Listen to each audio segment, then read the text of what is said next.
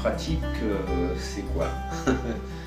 C'est marcher dans la nature déjà, pour se relier à la nature.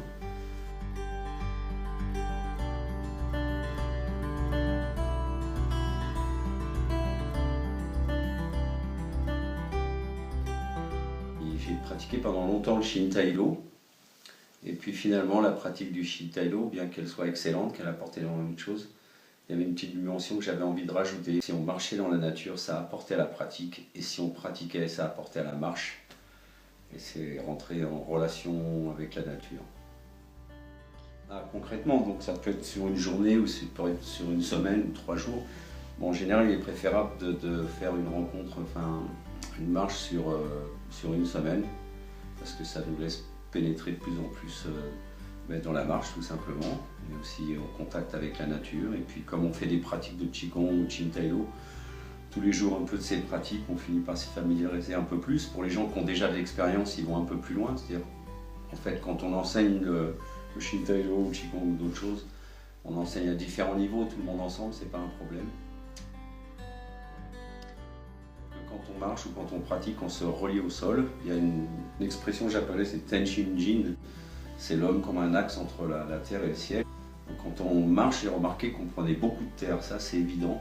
Des pensées, pour tous les gens qui ont déjà marché un peu, ils s'aperçoivent que leurs pensées deviennent plus fluides, tout simplement parce qu'on a une prise de terre.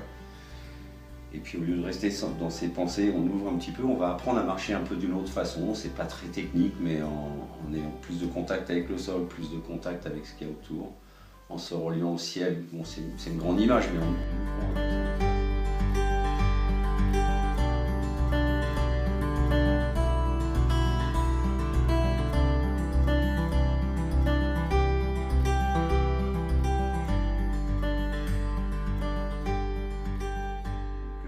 les pratiques, ça nous aide à ça. Ça prépare le corps, ça l'assouplit, ça le rend plus sensible. Donc c'est vraiment un lien de l'un à l'autre. Et puis évidemment, la star de la semaine, c'est quand même la nature.